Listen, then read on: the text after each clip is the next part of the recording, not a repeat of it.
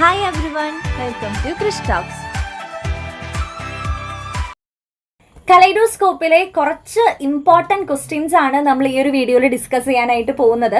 അപ്പോൾ തുടക്കത്തിൽ തന്നെ ഞാൻ പറയട്ടെ, ടൈറ്റിൽ ഞാൻ കൊടുത്തിട്ടുണ്ട് ഓൺലി മോഡൽ. ഇത് ജസ്റ്റ് മോഡൽ ക്വസ്റ്റ്യൻസ് മാത്രമാണ്. കാരണം ഈ ഒരു 2024 ജൂണിൽ എക്സാം എഴുതാൻ പോകുന്ന ബാച്ച് സ്റ്റുഡൻസ് എന്ന് പറയുന്നത് കലൈഡോസ്കോപ്പ് ആദ്യമായിട്ട് എക്സാം എഴുതാൻ പോകുന്ന ബാച്ചാണ്.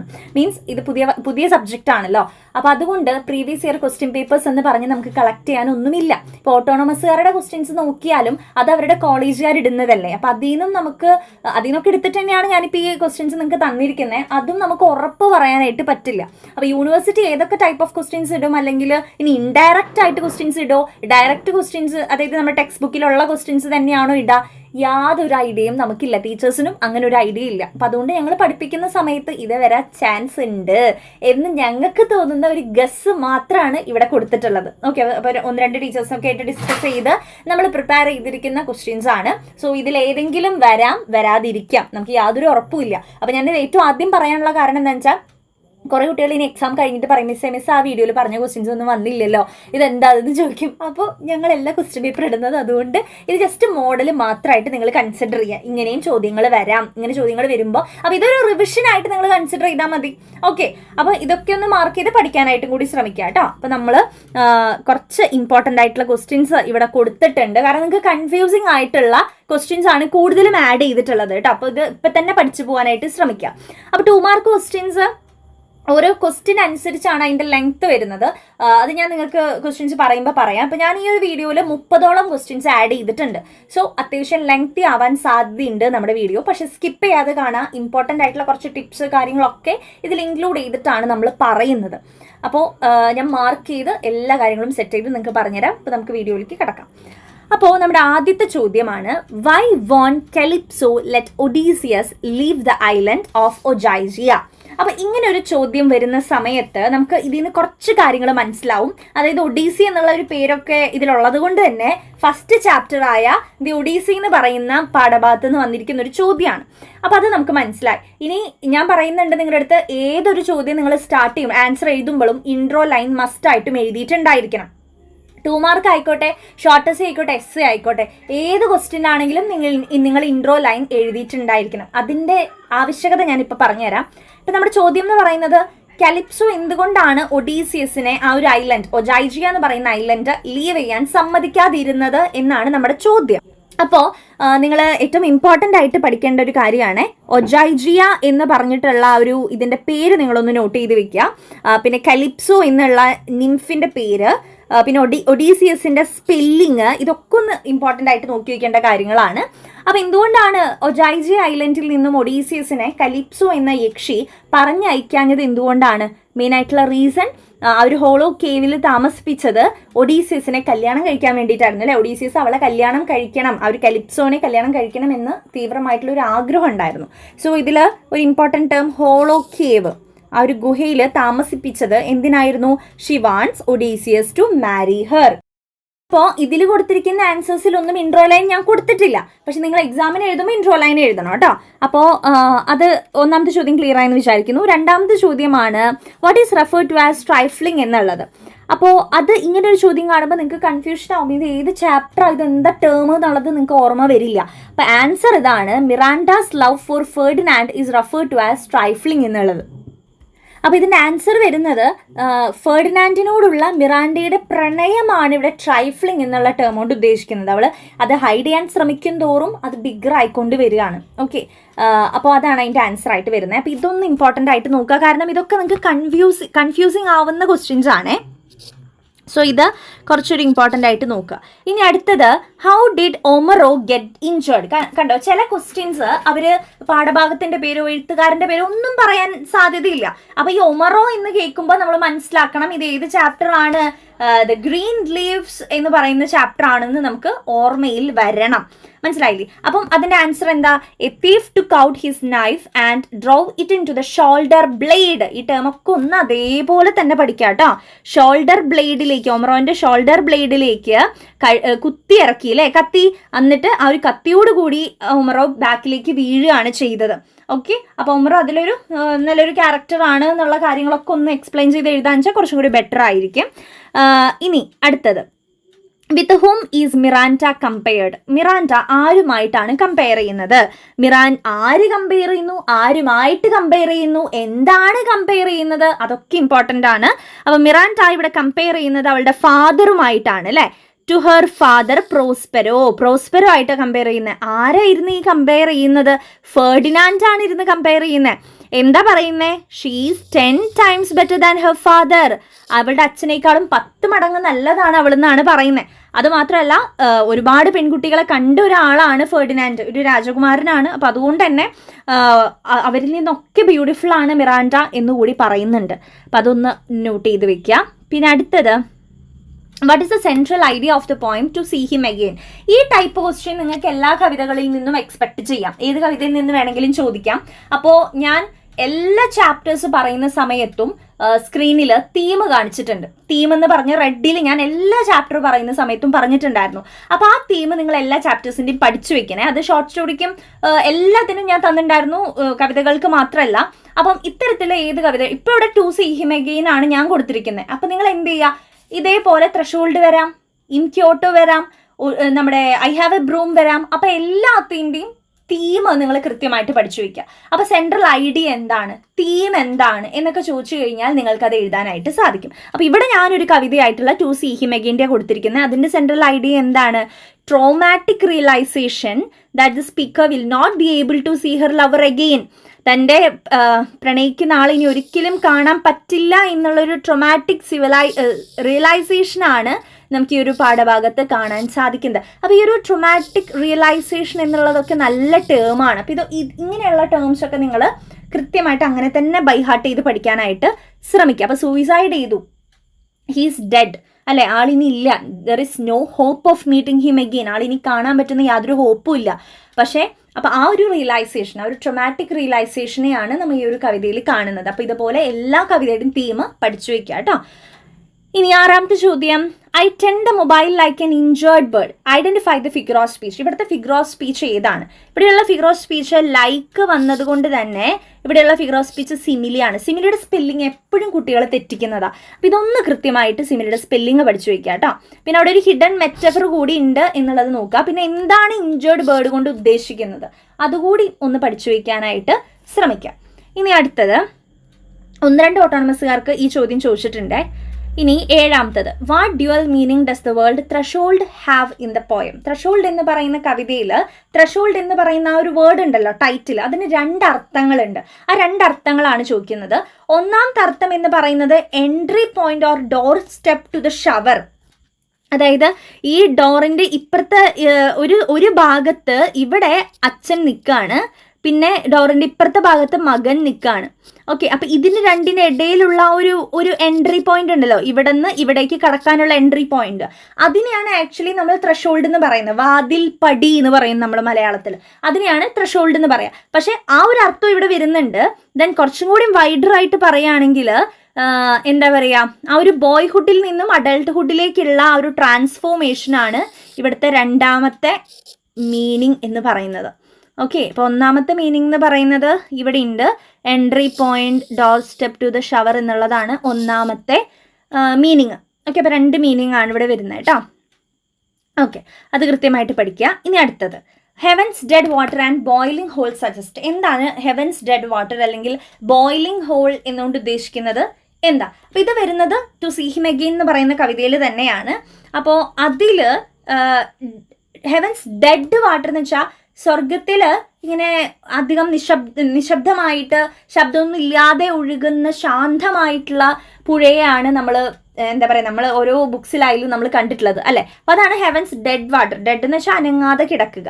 ബോയിലിംഗ് ഹോൾ എന്ന് പറഞ്ഞു കഴിഞ്ഞാൽ നരകത്തിലൊക്കെ നമ്മൾ കേട്ടിരിക്കുന്നത് എന്താ, കഥകളിലൊക്കെ തിളച്ച് മറിയുന്ന ബോയിലിംഗ് ആയിട്ടുള്ള എന്താ പറയുക വെള്ളം എന്നൊക്കെയല്ലേ നമ്മൾ കേട്ടിട്ടുള്ളത്. അപ്പോൾ അതാണ് ഇവിടെ എക്സ്പ്ലെയിൻ ചെയ്യുന്നത് കേട്ടോ. അപ്പോൾ അവിടെ എവിടെയാണെങ്കിലും എനിക്ക് അവനെ കാണണം എന്നുള്ളൊരു രീതിക്കാണ് ആ ഒരു കവിതയിൽ പറയുന്നത്.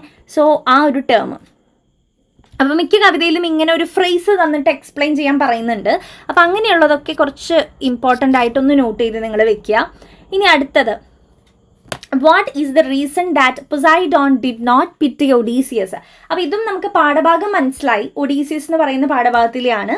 അതിലൊരു ക്യാരക്ടറാണ് പൊസൈഡോൺ എന്ന് പറയുന്നത്. പൊസൈഡോൺ ആരാണ്? God of the sea. God of the sea ആണ് പൊസൈഡോൺ. അപ്പോൾ ഈ ഒഡീസിയസിൻ്റെ അടുത്ത് അവസാന നിമിഷം എല്ലാവരും കരുണ കാട്ടിയിട്ടും പൊസൈഡോൺ മാത്രം കരുണ കാണിച്ചിരുന്നില്ല. അതിൻ്റെ റീസൺ എന്താണെന്ന് ചോദിക്കുന്നത്. കാരണം എന്താണെന്ന് വെച്ചാൽ നമ്മൾ ഈ ഒരു ഗോഡ് ഓഫ് ദ സീ, നമ്മുടെ ഈ ഒരു കടലിൻ്റെ ദൈവം എന്നറിയപ്പെടുന്ന പൊസൈഡോന് ഒരു മകൻ ഉണ്ടായിരുന്നു. One eyed son Polyphemus a Cyclops. അതായത് ഒറ്റ കണ്ണുള്ള പോളിഫിമസ് എന്ന് പേരുള്ള ഒരു സൈക്ലോപ്സ് ആണ്. സൈക്ലോപ്സ് എന്ന് പറയുമ്പോൾ ഒരു സീ മോൺസ്റ്റർ, ഒരു ഭീകര ജീവിയാണ്. ഒറ്റ കണ്ണുള്ള ഒരു ഭീകര ജീവിയാണ് ആര്? നമ്മുടെ പോളിഫിമസ്. അതിൻ്റെ പേരൊക്കെ അങ്ങനെ തന്നെ പഠിക്കുക. ഒറ്റ കണ്ണുള്ള ഒരു ഭീകര ജീവി.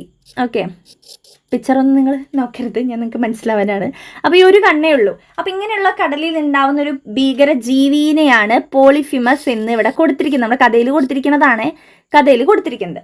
അപ്പോൾ ഈ ഒരു പോളിഫിമസ് നമ്മൾ ഒഡീസിയസും അവരുടെ കൂട്ടാളികളൊക്കെ എന്താണ് കടലിലൂടെ യാത്ര ചെയ്യുന്ന സമയത്ത് അവരെ ശല്യപ്പെടുത്തി, അവരെ ഉപദ്രവിക്കാൻ ശ്രമിച്ചു. അപ്പോൾ അങ്ങനെയുള്ള സമയത്ത് എങ്ങനെയും ഇവരെ ഈ സാധനത്തിനെ കൊല്ലാനല്ലേ നോക്കുക.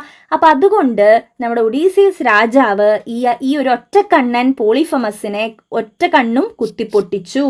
മനസ്സിലായില്ലേ? അപ്പോൾ ഇത് അച്ഛനായിട്ടുള്ള പൊസൈഡോന് അത് സഹിക്കാൻ പറ്റുമോ? ഇല്ല. അപ്പോൾ അതുകൊണ്ടാണ് അച്ഛനായിട്ടുള്ള പൊസൈഡോൻ അത് ഏറ്റവും സങ്കടമായതും അതിനുശേഷം ഒഡീസിയസിൻ്റെ അടുത്ത് ഒരു ദയവുമില്ലാതെ വീണ്ടും ഉപദ്രവിക്കാനായിട്ട് ശ്രമിച്ചതും. തൻ്റെ ഏക മകനായിട്ടുള്ള ആ ഒരു പോളിഫിമസിന് ഏക കണ്ണായിട്ടുള്ള ആ ഒരു കണ്ണ് അല്ലെ, ഒറ്റ കണ്ണ് അതും കുത്തിപ്പൊട്ടിച്ച് കളഞ്ഞേക്കണു. അതുകൊണ്ടാണ് ഒഡീസിയസ്. പക്ഷേ ഒഡീസിയസ് അത് ചെയ്തത് എന്തുകൊണ്ടാണ്? തൻ്റെയും തൻ്റെ കൂട്ടാളികളുടെയും ജീവൻ രക്ഷിക്കാൻ വേണ്ടിയിട്ട്. അപ്പോൾ ആ പേരുകൾ കാര്യങ്ങളൊന്ന് കൃത്യമായിട്ട് നോട്ട് ചെയ്ത് വെക്കാനായിട്ട് ശ്രമിക്കാം. ഓക്കെ, ഇനി നമ്മുടെ നെക്സ്റ്റ് ക്വസ്റ്റ്യനിലേക്ക് നമുക്ക് മൂവ് ചെയ്യാം. അപ്പം ഈ ഒരു പൊസൈഡോൺ ഗോഡ് ഓഫ് ദ സീ എന്നുള്ളതും ഈ പോളിഫിമസിൻ്റെ പേര് അതൊരു സൈക്ലോപ്സ് ആണ്, അതൊക്കെ കൃത്യമായിട്ട് നോട്ട് ചെയ്ത് വെക്കാം. ഇനി 10ാമത്തെ ചോദ്യം, when and where do the characters of the story meet? Story where meet കേട്ടോ. എന്തായാലും പാഠഭാഗത്തിൻ്റെ പേര് ഇങ്ങനെ തരും അവർ, വാർ എന്നാണ് പാഠഭാഗത്തിൻ്റെ പേര്. അപ്പം ഈ ഒരു വാർ എന്ന് പറയുന്ന പാഠഭാഗത്തിലെ ക്യാരക്ടേഴ്സ് എവിടെ വെച്ചാണ് കണ്ടുമുട്ടുന്നത്? അവരൊരു ട്രെയിനിൽ വെച്ചാണ് കണ്ടുമുട്ടുന്നത്. ഇയർ കൃത്യമായിട്ട് പഠിക്കുക, 1918. ഈ ഒരു ഫാബ്രിയാനോ എന്ന് പറയുന്ന ട്രെയിനിൽ വെച്ചിട്ടാണ് അവർ കണ്ടുമുട്ടുന്നത്. അടുത്തത് 11ാമത്തെ ചോദ്യം, why did uncle Podger send the maid? അപ്പം അങ്കിൾ പോർജർ മെയ്ഡിനെ പറഞ്ഞയച്ചത് എന്തിനായിരുന്നു? അപ്പം മെയ്ഡിൻ്റെ സ്പെല്ലിങ് നിങ്ങൾ സർവൻ്റ് ഒന്നും എഴുതരുത്, മെയ്ഡെന്ന് തന്നെ എഴുതാം കേട്ടോ. മെയ്ഡ് വേലക്കാരി, മെയ്ഡെന്ന് തന്നെ എഴുതാം, സർവൻ്റ് എന്ന് എഴുതരുത്. നെയിൽസ് വാങ്ങാനാണ് പറഞ്ഞയച്ചത് കേട്ടോ. ഓക്കെ, അപ്പോൾ ഈ നെയിൽസ് എന്തിനാണ് വാങ്ങുന്നത്? ആ ഒരു പിക്ചർ ഹാങ് ചെയ്യാൻ വേണ്ടിയിട്ട്. ഓക്കെ, ഇനി അടുത്തത് 12ാമത്തെ ചോദ്യം, how did the crowd respond to the queries of the European police officer? European police ഓഫീസറിൻ്റെ ക്വയറീസിന് എങ്ങനെയാണ് അവർ ചോദിച്ച ചോദ്യങ്ങൾക്ക് എങ്ങനെയാണ് ബാക്കിയുള്ളവർ റെസ്പോണ്ട് ചെയ്തത്? അതിൻ്റെ ആൻസർ എന്ന് പറയുന്നത്, യൂറോപ്യൻ പോലീസ് ഓഫീസർ ചോദിക്കുന്നത് ആരെയാണ് ഈ കള്ളനെ അത് ഇത് ഏതാ ചാപ്റ്റർ? The green leaves. അപ്പോൾ ഗ്രീൻ ലീവ്സിൽ യൂറോപ്യൻ പോലീസ് ഓഫീസർ വന്നത് ആരാണ് ഈ കള്ളനെ കൊന്നേന്ന് ചോദിക്കുന്നുണ്ട്. അപ്പോൾ അവിടെ എല്ലാവരും ലിയോ ക്ലാൻസിലെ എല്ലാവരും പറയുന്നത് ഞങ്ങൾ എല്ലാവരും കൂടി ഒരുമിച്ചാ കൊന്നേന്നുള്ളതാണ്. അപ്പോൾ അങ്ങനെയുള്ള ഒരു കോൺവെർസേഷനാണ് അവിടെ നടക്കുന്നത്. അപ്പോൾ അത് ഇങ്ങനെയൊക്കെ ഒരു ക്വസ്റ്റ്യൻ വരുമ്പോൾ യൂറോപ്യൻ പോലീസ് ഓഫീസർ വരുന്ന ചാപ്റ്റർ ഏതാണെന്നൊക്കെ ആലോചിച്ചിരിക്കും. അപ്പോൾ കൃത്യമായിട്ട് അതൊക്കെ പഠിച്ചു വെക്കാനായിട്ട് ശ്രമിക്കുക. ഇനി അടുത്തത്, what is mean by the mean task? അപ്പോൾ ഈ ഒരു ചോദ്യം വരുമ്പോഴും നിങ്ങൾക്ക് കൺഫ്യൂഷൻ ഉണ്ടാക്കാൻ സാധ്യതയുണ്ട്. അപ്പോൾ അങ്ങനെ കൺഫ്യൂസ്ഡ് ആയിട്ടുള്ള ക്വസ്റ്റ്യൻസ് ആണ് ഞാൻ ഇതിൽ ആഡ് ചെയ്തിരിക്കുന്നത്. അപ്പോൾ മീൻ ടാസ്ക് എന്ന് പറയുന്നത് എന്ത് ടാസ്കിനെയാണ് ഉദ്ദേശിക്കുന്നത്? Carrying and piling up of the logs. Okay, അതായത് നമ്മുടെ ഫെർഡിനാൻഡ് ഇവിടെ മരക്കഷ്ണങ്ങൾ ക്യാരി ചെയ്യുകയും കൊണ്ടുവയ്ക്കുകയും ഒക്കെ ചെയ്യുന്നുണ്ട്. അപ്പോൾ ഫെർഡിനാൻഡ് എന്ന് പറയുന്ന ആക്ച്വലി ആരാണ്? Ferdinand is the son of Alonso the king of Naples. നേപ്പിൾസിൻ്റെ രാജാവായ അലൻസോൻ്റെ മകനാണ് ഇപ്പറഞ്ഞ ഫെർഡിനാൻഡ്. അപ്പോൾ ഫെർഡിനാൻഡ് ഒരു പ്രിൻസാണ് അല്ലേ. അപ്പോൾ ഒരു പ്രിൻസിനെ സംബന്ധിച്ചോളം ഈ ഒരു ലോഗ് ചുമക്കുക എന്ന് പറയുന്നത് വളരെ കഷ്ടത നിറഞ്ഞൊരു പണി തന്നെയാണ്, അറിയാത്തൊരു ജോലി തന്നെയാണ്. അപ്പോൾ അതാണ് ഇവിടെ മീൻ ടാസ്ക് കൊണ്ട് ഉദ്ദേശിക്കുന്നത്.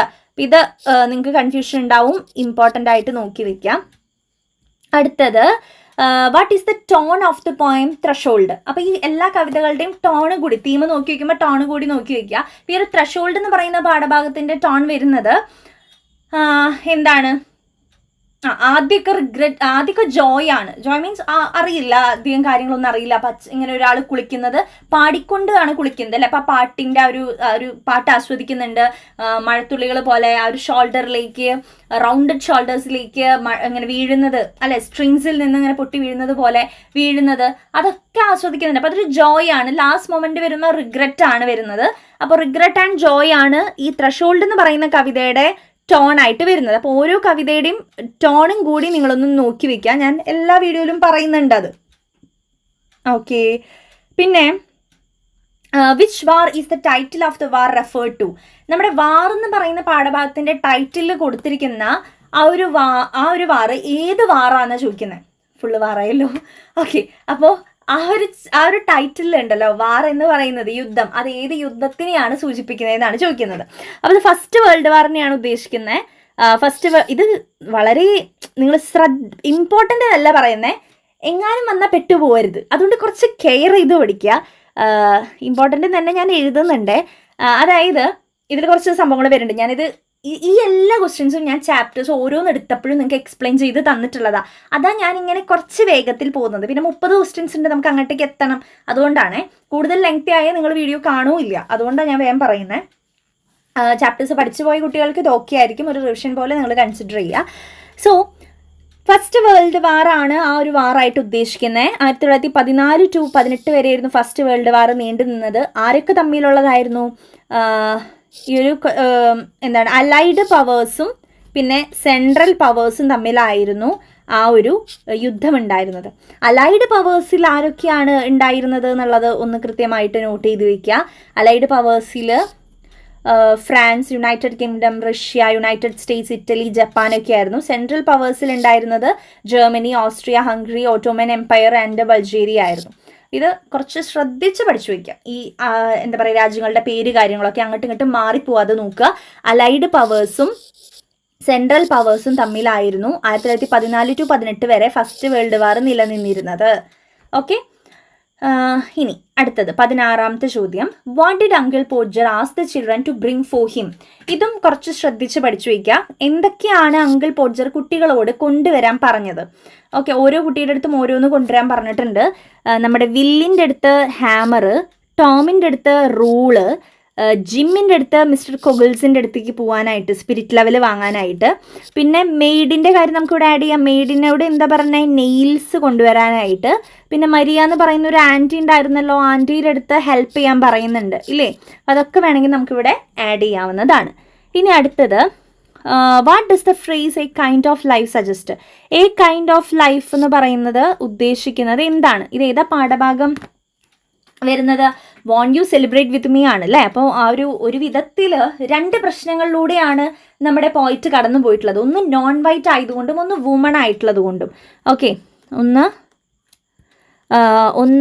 നോൺ വൈറ്റ് ആയതുകൊണ്ട്, പിന്നെ 2 ഒരു വുമൺ ആയതുകൊണ്ട്.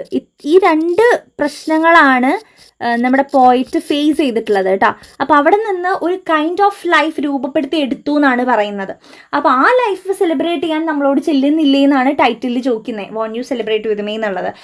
ഈ പ്രശ്നങ്ങൾക്കിടയിൽ ഒരു വിധത്തിലുള്ള ഒരു ലൈഫ് രൂപപ്പെടുത്തി എടുത്തിട്ടുണ്ട്. എ കൈൻഡ് ഓഫ് ലൈഫ്, ഒരു വിധത്തിലുള്ള ലൈഫ്. അപ്പോൾ ആ ലൈഫ് എൻജോയ് ചെയ്യാൻ, സെലിബ്രേറ്റ് ചെയ്യാൻ നമ്മളോട് ചെല്ലുന്നില്ലേ എന്നാണ് ടൈറ്റിലിൽ ചോദിക്കുന്നത്. അപ്പോൾ ടൈറ്റിലിൻ്റെ ഒരു ക്വസ്റ്റ്യൻ വന്നാലും കൃത്യമായിട്ട് എഴുതാൻ ശ്രമിക്കുക.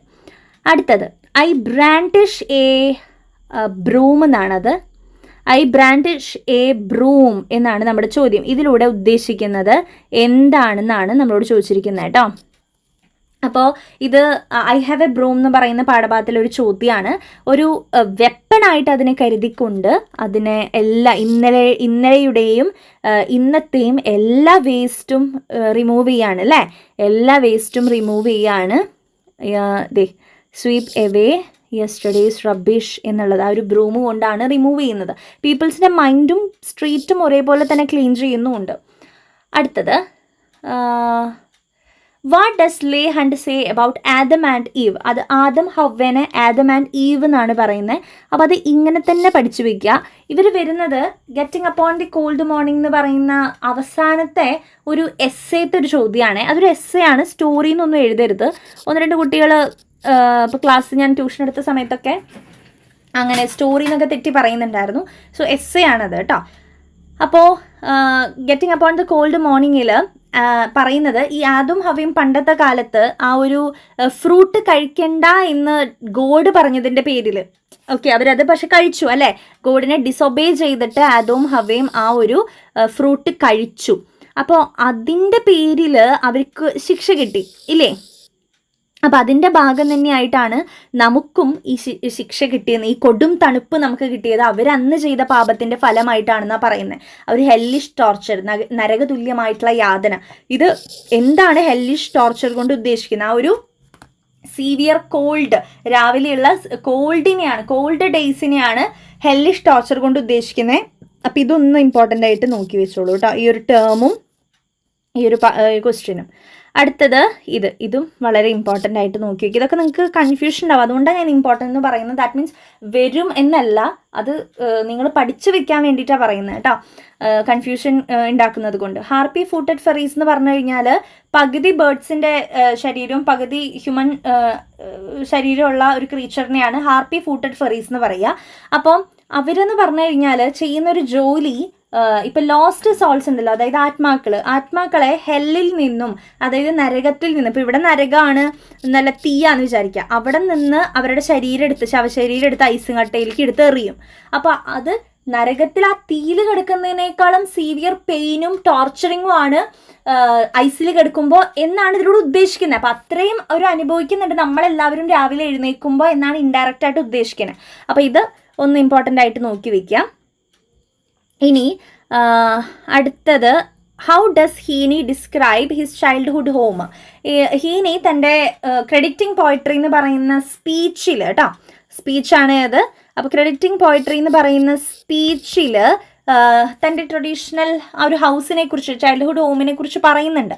അതാ ചോദിച്ചിരിക്കുന്നത്. അപ്പോൾ ട്രഡീഷണൽ ടാച്ച്ഡ് ഫാംസ്റ്റഡ് ആയിരുന്നു അവരുടെ വീട്, കുറച്ച് ട്രഡീഷണൽ ആയിട്ടുള്ള മേഞ്ഞ വീടായിരുന്നു. എത്ര ബെഡ്റൂംസ് ഉണ്ടായിരുന്നു? 3 ബെഡ്റൂംസ് ഉണ്ടായിരുന്നു. രാത്രി കേൾക്കുന്ന സൗണ്ടുകൾ എന്തൊക്കെയായിരുന്നു? ആ ഒരു ഹോഴ്സിൻ്റെ സൗണ്ട് കേട്ടിരുന്നു, സ്റ്റേബിളിൽ നിന്ന്, കുതിരാലയത്തിൽ നിന്ന് കുതിരകളുടെ ശബ്ദം, പിന്നെ അഡൾട്ട് കോൺവെർസേഷനൊക്കെ രാത്രി കേട്ടിട്ടാണ് ഉറങ്ങിയിരുന്നത്. അപ്പോൾ ഇതാണ് ഹോമിനെ കുറിച്ചുള്ള കാര്യങ്ങൾ. ഇനി അടുത്തത്, what do the letters XX mean in text message?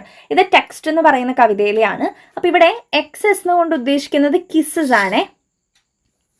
Then what does the painted knot around his bloody neck suggest?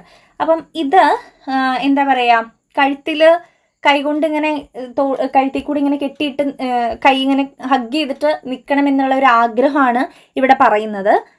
അപ്പോൾ അത് കൃത്യമായിട്ട് നോട്ട് ചെയ്യുക. ടു സീ ഹിം അഗെയിൻ എന്ന് പറയുന്ന ചാപ്റ്റർ ഇത് തന്നെയാണ്. അപ്പോൾ ഇതും ഇമ്പോർട്ടൻ്റ് ആയിട്ട് നിങ്ങളൊന്ന് നോട്ട് ചെയ്ത് വെച്ചോളൂ. 24ാമത്തെ ചോദ്യം, what does the cuckoo symbolise? In Kyoto and the old pond എന്ന് പറയുന്ന പാഠഭാഗത്തിലെയാണ്. കുക്കു ഇവിടെ സിംബിളൈസ് ചെയ്യുന്നത് ഒരു പ്ലസന്റ് സീസൺ പോയിട്ട് ഒരു ഹാർഷർ വൺ വരുന്നതിനെയാണ് സിംബിളൈസ് ചെയ്യുന്നത്. അപ്പോൾ ഒരു സീസൺ, അപ്പോൾ ഇത് കുക്കുവിൻ്റെ ഒരു ചോദ്യം വന്നിട്ടുണ്ട്, പോണ്ടിൻ്റെ ഒരു ചോദ്യം വന്നിട്ടുണ്ട്. അപ്പോൾ ഇത് ഒന്ന് ഇമ്പോർട്ടൻ്റ് ആയിട്ട് നോക്കി വയ്ക്കുക. പ്ലസന്റ് സീസൺ പോയിട്ട് ഒരു ഹാർഷർ വൺ വരുന്നതിനെയാണ് ഇവിടെ ഉദ്ദേശിക്കുന്നത്. അടുത്തത്, ഐ മെയ്ഡ് ഇറ്റ് അപ്പ് എന്നുകൊണ്ട് ഉദ്ദേശിക്കുന്നത് എന്താണ്? ഐ മെയ്ഡ് ഇറ്റ് അപ്പ് എന്ന് പറയുമ്പോൾ she lived was something that she made in the face so many challenges and discrimination. She had to manage her life and she somehow made it up although it was not the best kind of life. അപ്പോൾ ഇത് എന്താ പറയുക, kind of life എന്ന് പറയുന്ന പോലെ I made it up, ഞാനത് ഉണ്ടാക്കിയെടുത്തു അല്ലേ. അപ്പോൾ അതാണ് ഇവിടെ ഉദ്ദേശിക്കുന്നത്. അപ്പോൾ ഒരുപാട് സ്ട്രഗിൾസിന് ശേഷം ഉണ്ടാക്കിയെടുത്തൊരു ജീവിതത്തെക്കുറിച്ചാണ് ഇവിടെ പറയുന്നത്. അടുത്തത്, why does the poet address in the poem Revolving Days? Whom does the poet address in the poem Revolving Days? Revolving ഡേയ്സിൽ ആരെയാണ് അഡ്രസ്സ് ചെയ്യുന്നത്? ആരെക്കുറിച്ചാണ് അതിൽ പറയുന്നത്? ലവറിനെ കുറിച്ചാണ് പറയുന്നത് കേട്ടോ. പോയിറ്റിൻ്റെ ലവറിനെ കുറിച്ചാണ് പറയുന്നത്. പിന്നെ അതിൽ നോട്ട് ചെയ്യേണ്ട കാര്യം, ഷർട്ടിൻ്റെ കേസ് പറയുന്നില്ലേ, ഷർട്ട്സിൻ്റെ കളറിനെ കുറിച്ചും ഓരോ ഷർട്ടും സിംബിളൈസ് ചെയ്യുന്നത് എന്താണ് എന്നുള്ളതും. അപ്പോൾ ആ ഒരു ഷർട്ടിൻ്റെ കാര്യം, പിന്നെ അതിൻ്റെ കളറിൻ്റെ കാര്യം, ഓരോന്നും സിംബിളൈസ് ചെയ്യുന്നത്, ഓരോ കളർ സിംബിളൈസ് ചെയ്യുന്നത് എന്താണ് എന്നുള്ളത് ഒന്ന് ഇമ്പോർട്ടൻ്റ് ആയിട്ട് നോട്ട് ചെയ്ത് വയ്ക്കുക. ഇനി അടുത്തത്, what is one right that a girl earns from the society? സൊസൈറ്റിയിൽ നിന്നും ഒരു ഗേള് നേടിയെടുക്കേണ്ട ഒരു അവകാശം എന്താ? ഓർഡിനറി ആവാനാ, സാധാരണക്കാരെ പോലെ ജീവിക്കാനായിട്ട് അല്ലേ? കല്യാണത്തിന് പോവാൻ, ബാംഗിൾസ് ധരിക്കാൻ, കയ്യിൽ പെയിൻറ് ഇടാനായിട്ട്, നെയിൽ പോളിഷ് ഉദ്ദേശിക്കുന്നത്, പക്ഷെ പെയിൻറ്റിന് തന്നെ നിങ്ങൾ പറയാം. വെഡ്ഡിങ്ങിന് പോകാനൊക്കെയാണ് സാധാരണക്കാർ നമ്മൾ അങ്ങനെയല്ലേ ചെയ്യുക, ഇതൊക്കെ ചെയ്യും. അപ്പോൾ ആ ഒരു കാര്യങ്ങൾ ചെയ്യാനുള്ള ഒരു അവകാശമാണ് സൊസൈറ്റിയിൽ നിന്നൊരു പെൺകുട്ടിക്ക് കിട്ടേണ്ടത്. ആ ഒരു ഓർഡിനറി ആയിട്ട് ജീവിക്കാനുള്ള അവകാശം പോലും നിഷേധിക്കുന്ന പെൺകുട്ടികളും ഉണ്ട്. ഇനി what is the phrase a path that is my own? A path that is my own വരുന്നത് ഐ ഹാവ് എ ബ്രൂം എന്ന് പറയുന്ന ചാപ്റ്റർ ഇതാ. Won't you celebrate with me ആയിട്ട് മിക്സ് ആവരുത് കേട്ടോ. എ കൈൻഡ് ഓഫ് ലൈഫും ഐ മേഡ് ഇറ്റ് അപ്പ് എന്ന് പറയുന്ന ഫ്രേസുകളാണ് വോണ്ട് യു സെലിബ്രേറ്റ് വിത്ത് മീയിലുള്ളത്. A path that is my own ബ്രൂമിൻ്റെ ചാപ്റ്ററിലുള്ളതാണ്. അത് അങ്ങോട്ടും ഇങ്ങോട്ടും തെറ്റിക്കരുത് കേട്ടോ നിങ്ങൾ. അപ്പോൾ അത് ഉദ്ദേശിക്കുന്നത് അവൾക്ക് വേണ്ട ഒരു പാത അവളായിട്ട് ചൂസ് ചെയ്തു എന്നുള്ളതാണ്. Choose the path she wants to treat. നയിക്കേണ്ട ഒരു പാത അവളായിട്ട് ചൂസ് ചെയ്തു എന്നാണ് അതിലൂടെ ഉദ്ദേശിക്കുന്നത്. അടുത്തത് what is the symbolism of the ancient pond? പോണ്ടിൻ്റെ സിംബിളൈസ് ചെയ്യുന്നത് കണ്ടിന്യൂറ്റി ഓഫ് ദി ട്രഡീഷനാണ്. നമ്മൾ കുക്കുവിൻ്റെ പറഞ്ഞത് ഒരു പ്ലസൻറ്റ് സീസൺ പോയി ഹാർഷർ സീസൺ വരുന്നതാണ്. ഇവിടെ കുളം കൊണ്ട് ഉദ്ദേശിക്കുന്നത് കണ്ടിന്യൂറ്റി ഓഫ് ദി ട്രഡീഷനാണ്. അപ്പം അതും കൃത്യമായിട്ട് നോക്കുക. പിന്നെ 30ാമത്തെ ചോദ്യം, how did Nyamunthi react to the police after identifying the Nyager's body? ന്യാഗറിൻ്റെ ബോഡി ഐഡൻറ്റിഫൈ ചെയ്ത് കഴിഞ്ഞിട്ട് ന്യാമുന്തി എങ്ങനെയാണ് റിയാക്ട് ചെയ്തത് എന്നുള്ളതാണ് അല്ലേ. അപ്പോൾ അവരുടെ അടുത്ത് പറയുന്ന പോലീസ് ഓഫീസേഴ്സിൻ്റെ അടുത്ത് പറയുന്ന ഡയലോഗ്സ് ഉണ്ട്. അവർ സമാധാനിപ്പിക്കുമ്പോൾ ന്യാമുന്തി പറയുന്നത്, if you say you will give him back to me alive then I will listen എന്നാ പറയുന്നത്. നിങ്ങൾ എൻ്റെ ഭർത്താവിനെ തിരികെ തരാൻ വെച്ചാൽ നിങ്ങൾ പറയുന്ന കാര്യങ്ങളൊക്കെ ഞാൻ കേൾക്കാം എന്ന് പറഞ്ഞ് അവളുടെ ക്ലോത്ത്സ് ഒക്കെ അവൾ വലിച്ചെറിഞ്ഞ് അവിടെ ഇരുന്ന് വിലപിക്കുന്നുണ്ട്. അതിനുശേഷം ഫ്യൂണറൽ സോങ് അവൾ പാടുന്നുണ്ട്. ഇതും ഇമ്പോർട്ടൻ്റ് ആയിട്ട് നോട്ട് ചെയ്ത് വെക്കാം. അപ്പം നമ്മൾ ഇപ്പം ഈ പറഞ്ഞ 30 ക്വസ്റ്റ്യൻ എല്ലാ ചാപ്റ്റേഴ്സിൽ നിന്നും കണക്ട് ചെയ്തിട്ടാണ് പറഞ്ഞിരിക്കുന്നത്. ഓക്കെ, അപ്പോൾ ഇതിന് പകരം വേറെ ആ ചാപ്റ്ററിലത്തെ ക്വസ്റ്റ്യൻസ് ആയിരിക്കാം. ഈ ക്വസ്റ്റ്യൻസ് നിങ്ങൾ എന്താ പറയുക, സ്കിപ്പ് ചെയ്യാതെ പഠിക്കാനായിട്ട് ശ്രമിക്കാം. ഓക്കെ, അപ്പോൾ ഇനി നിങ്ങൾക്കൊരു ഡൗട്ടാണ്, ഇൻട്രോ ലൈൻ എവിടെ കയറ്റും? ഇതിലൊന്നും ഇൻട്രോ ലൈൻ കണ്ടില്ലല്ലോ, എത്രത്തോളം എഴുതണം എന്നുള്ള കാര്യം. അതാണ് ഞാൻ ഇനി പറയാൻ പോകുന്നത്. ഇൻട്രോ ലൈനിൻ്റെ ഓൾറെഡി ഞാൻ വീഡിയോ അപ്ലോഡ് ചെയ്തിട്ടുണ്ടായിരുന്നു. അപ്പം ഇപ്പോൾ ഒഡീസി എന്നുള്ളൊരു പാഠഭാഗത്ത് നിന്ന് ക്വസ്റ്റ്യൻ വന്നു എന്ന് വിചാരിക്കും. ഇപ്പോൾ ഇതിൽ വന്നിട്ടുണ്ടല്ലോ, നമ്മുടെ ആദ്യത്തെ ക്വസ്റ്റ്യൻ ഒഡീസി എന്ന് പറയുന്ന പാഠഭാഗത്തിലായിരുന്നു അല്ലേ. ഇത് why won't Calypso let Odysseus leave the island of Ogygia എന്നുള്ളത്. അപ്പോൾ അതിൽ നമ്മൾ ഇങ്ങനെ ഒരു ക്വസ്റ്റ്യൻ വരുമ്പോൾ നമ്മൾ ആൻസർ എങ്ങനെ എഴുതണ്ടേ? ഇതിൻ്റെ ഇൻട്രോ ലൈൻ എഴുതാം. The Odyssey is an epic poem by Homer. The poem is the story of Odysseus king of Ithaca. Calypso won't like the Odysseus. കണ്ടോ, കണ്ടിന്യൂഷൻ ആയിട്ട് നിങ്ങൾ എഴുതുക. ക്ലിയർ ആയില്ലേ? അപ്പോൾ അതിൻ്റെ ഒരു നിങ്ങൾക്ക് എന്തിനാണ് ഇൻട്രോ ലൈൻ എഴുതിയെന്ന് വെച്ചാൽ, ഇവിടെ ഇപ്പോൾ നമ്മൾ ഇൻട്രോ ലൈൻ എഴുതിയെന്ന് വിചാരിക്കുക. നിങ്ങൾ ഇവിടെ ഇൻട്രോ ലൈൻ എഴുതി, then അതിനുശേഷം ആൻസറിലോട്ട് നിങ്ങൾ വന്നു. അപ്പോൾ നിങ്ങൾ ഇവിടെ ഈ ആൻസർ എഴുതി വെച്ചിരിക്കുന്നത് പൊട്ടത്തരാന്ന് വിചാരിക്കുക. ഓക്കെ, പൊട്ടത്തരാന്ന് വിചാരിക്കാം. അപ്പോൾ ഇത് വായിക്കുന്ന ടീച്ചർ ആണെങ്കിൽ ഇത് നോക്കുന്ന സമയത്ത് ആൻസർ ഫുള്ള് പൊട്ടത്തരാണ്. പക്ഷേ ആ കുട്ടിക്ക് ഈ ഇൻട്രോ ലൈനൊക്കെ എഴുതിയിട്ടുണ്ട്. അതായത് ഏത് പാഠഭാഗത്തിലാണ് എന്ന് എഴുതിയിട്ടുണ്ട്. പിന്നെ അത് പോയമാണോ സ്റ്റോറിയാണോ എന്ന് എഴുതിയിട്ടുണ്ട്. അതിന് അതിൽ ആരെക്കുറിച്ചുള്ള കഥയാണ്, ഇത് എഴുതിയ ആളുടെ പേര്, അതൊക്കെ ആ കുട്ടി എഴുതിയിട്ടുണ്ട്. അപ്പം എന്തെങ്കിലും മിസ്റ്റേക്ക് കൊണ്ട് ഈ ഒരു ആൻസർ തെറ്റിപ്പോയതായിരിക്കാം എന്നുള്ളത് കൊണ്ട് 2 മാർക്കാണല്ലോ. അപ്പോൾ ചിലപ്പോൾ ഒരു 1/2 മാർക്കൊക്കെ നമുക്ക് കിട്ടാൻ സാധ്യതയുണ്ട്. 1/2 മാർക്കോ, നല്ല ടീച്ചേഴ്സ് ആണെന്ന് ചിലപ്പോൾ നല്ല കനിവുള്ള ടീച്ചേഴ്സ് ആണെന്ന് 1 മാർക്കോ ഒക്കെ ഇട്ട് തരാൻ സാധ്യതയുണ്ട്. അതുകൊണ്ടാണ് നിങ്ങളോട് ഇൻട്രോ ലൈൻ എഴുതൂ എന്ന് പറയുന്നത്. മനസ്സിലായില്ലേ? അപ്പോൾ അത് 100% ഉറപ്പുണ്ടെങ്കിൽ എഴുതിയാൽ മതി. കാരണം റൈറ്റേഴ്സിൻ്റെ പേരൊക്കെ നിങ്ങൾ വേറെ പേരൊന്നും എഴുതി വയ്ക്കരുത്. ഒഡീസിയസ് എഴുതിയത് ലൂസി പിരാൻഡലോ എന്നൊന്നും പറഞ്ഞ് എഴുതരുത്. കൃത്യമായിട്ട് ഓർത്തത് ബൈഹാർട്ട് ചെയ്ത് പഠിക്കുക നിങ്ങൾ. എന്നിട്ട് തന്നെ എഴുതാൻ ശ്രമിക്കുക. അതൊരു നല്ലതാണ് നിങ്ങൾക്ക് മാർക്ക് സ്കോർ ചെയ്യാനായിട്ട്. പിന്നെ അടുത്ത കാര്യം, എത്രത്തോളം എഴുതണം, അത് അപ് ടു ദ ക്വസ്റ്റ്യനാണ്. ഇപ്പോൾ ഈ ഒരു ക്വസ്റ്റ്യൻ്റെ ആൻസർ കണ്ടോ, ഇത്രയാണ് വന്നിരിക്കുന്നത്, ലെങ്ത്ത് ഇത്രയാണ് വന്നിരിക്കുന്നത്. ഈ ഒരു ക്വസ്റ്റ്യനോ ഈ ഒരു 2 വരിയിൽ വന്നിട്ടുണ്ട്. പക്ഷേ മറ്റൊരു ക്വസ്റ്റ്യൻ നോക്കുകയാണെങ്കിൽ ഇത്രത്തോളം വന്നിട്ടുണ്ട്. അപ്പോൾ അത് അപ് ടു ദ ക്വസ്റ്റ്യനാണ്. ക്വസ്റ്റ്യൻ അനുസരിച്ച് നിങ്ങൾ ആൻസർ എഴുതുക. ചിലതിൽ 2 വരി എഴുതാനുള്ളത് ഉണ്ടാവുള്ളൂ, ചിലതിൽ ചിലപ്പോൾ 4 വരിയിലായിരിക്കും ആ ഒരു ആൻസർ കംപ്ലീറ്റ് ആവുക. അപ്പോൾ ഈ ഒരു നമ്മൾ ഏറ്റവും അവസാനം നമ്മൾ ആരുടെ കാര്യമാണ് പറഞ്ഞത്, നമ്മൾ ഇതിലൊരു ന്യാമുന്തയുടെ കാര്യം പറഞ്ഞു. ന്യാമുന്ത എന്തൊക്കെ കാര്യങ്ങളാണ് ചെയ്തതെന്നുള്ളത്, അത് ഇത്രയും എഴുതിയാലേ ആ ഒരു ആൻസർ കംപ്ലീറ്റ് ആവുള്ളൂ. അപ്പോൾ നമ്മൾ ഇത്ര എഴുതണം. ഓക്കെ, അപ്പോൾ അത് 2 മാർക്ക് എത്രത്തോളം എഴുതണം എന്ന് ചോദിച്ചാൽ അത് ചോദ്യം അനുസരിച്ച് നിങ്ങൾ എഴുതുക. പിന്നെ ഒരു കാര്യമാണ്, എന്താ പറയുക, കുട്ടികൾ എൻ്റെ അടുത്ത് ചോദിക്കുന്ന ഒരു കാര്യം, ഇപ്പോൾ ഇൻട്രോ ലൈൻ എഴുതണം എന്ന് പറഞ്ഞല്ലോ, ചിലപ്പോൾ ഈ ഒരു ഗ്രീൻ ലീവ്സ് എന്ന് പറയുന്ന പാഠഭാഗത്തു നിന്ന് തന്നെ 4 ക്വസ്റ്റ്യൻസ് ഒക്കെ ഉണ്ടായിന്ന് വരാം. നമ്മൾ ഉദ്ദേശിക്കണം, മീൻസ് ഒരു അസംഷൻ പറയാണ്. അപ്പോൾ 2 മാർക്കിൻ്റെ ഏരിയയിൽ ഒരു 2 ചോദ്യങ്ങൾ ഉണ്ടായിന്ന് വിചാരിക്കാം. 2 മാർക്കിൻ്റെ ഏരിയയിൽ ഒരു 2 ക്വസ്റ്റ്യൻസ് ഉണ്ടായി ഗ്രീൻ ലീവ്സിൽ നിന്ന്. ഷോർട്ട് എസ്സേൻ്റെ കേസിൽ 1 ക്വസ്റ്റ്യൻ ഉണ്ടായിരുന്നു. പിന്നെ എസ്സേൻ്റെ കേസിലും ഇതുപോലെ തന്നെ 1 ക്വസ്റ്റ്യൻ ഉണ്ടായിരുന്നു. അപ്പോൾ ഈ പറഞ്ഞ എല്ലാ ക്വസ്റ്റ്യനിലും നമ്മൾ സെയിം ഇൻട്രോ ലൈൻ എഴുതണോ എന്നാണ് കുട്ടികൾ ചോദിക്കുന്നത്. എഴുതണം, അതിനെന്താ കുഴപ്പം? എഴുതി കഴിഞ്ഞാൽ നിങ്ങൾക്ക് റിപ്പീറ്റ് ചെയ്ത് എഴുതുമ്പോൾ ഒരു ബുദ്ധിമുട്ടുണ്ടായേക്കാം, പക്ഷെ വായിക്കുന്ന ടീച്ചേഴ്സിന് അതൊരു ബുദ്ധിമുട്ടുമല്ല. കാരണം ഓരോ ക്വസ്റ്റ്യനും സെപ്പറേറ്റ് മാർക്കല്ലേ മക്കളെ. അപ്പോൾ അതുകൊണ്ട് നിങ്ങൾ അതിൽ എഴുതൂ, ഇൻട്രോ ലൈൻസ് എഴുതൂ, എല്ലാത്തിലും നിങ്ങൾ എഴുതും. ഇപ്പോൾ ഗ്രീൻ ലീവ്സിൽ നിന്ന് ഗ്രീൻ ലീവ്സിൽ നിന്ന് 4 ക്വസ്റ്റനായി വന്നത്, 4ലും ഞാൻ സെയിം ഇൻട്രോ ലൈൻ എഴുതി, ഇനി വായിക്കുന്ന ടീച്ചർക്ക് എന്ത് തോന്നാവോ? അങ്ങനെയൊന്നും ഒരാളും ചിന്തിക്കേണ്ട. എത്ര ക്വസ്റ്റ്യൻസ് ആ ഒരു ചാപ്റ്ററിൽ നിന്ന് വന്നാലും സെയിം ഇൻട്രോ ലൈൻ എഴുതിയിട്ട് തന്നെ നിങ്ങൾ ആൻസർ സ്റ്റാർട്ട് ചെയ്യാൻ ശ്രമിക്കുക. അതിനുള്ളൊരു ബെനിഫിറ്റ് നിങ്ങൾക്ക് ഉണ്ടാവും തീർച്ചയായിട്ടും. ഓക്കെ, അപ്പോൾ ഇൻട്രോ ലൈൻസ് കൃത്യമായിട്ട് പഠിക്കാനായിട്ട് ശ്രമിക്കുക. ഇതാണ് ഇൻട്രോ ലൈൻസിൻ്റെ, ഞാൻ സെപ്പറേറ്റ് ഒരു വീഡിയോ ചെയ്തിട്ടുണ്ട്, ഞാൻ ഇതിൻ്റെ താഴെ ലിങ്ക് കൊടുക്കാം. എല്ലാ ചാപ്റ്റേഴ്സും കണ്ടുപോയിട്ടില്ലേന്നൊന്ന് ഉറപ്പ് വരുത്തുക. ഒന്നും കൂടി ഒന്ന് ഓടിച്ച് എല്ലാ ചാപ്റ്റേഴ്സും കാണാൻ ശ്രമിക്കുക. സോ ഇത്രയൊക്കെയാണ് പറയാനുള്ളത്. ഷോർട്ട് എസ്സേൻ്റെയും ഞാൻ തരാം. Okay, so all the very best. Thank you.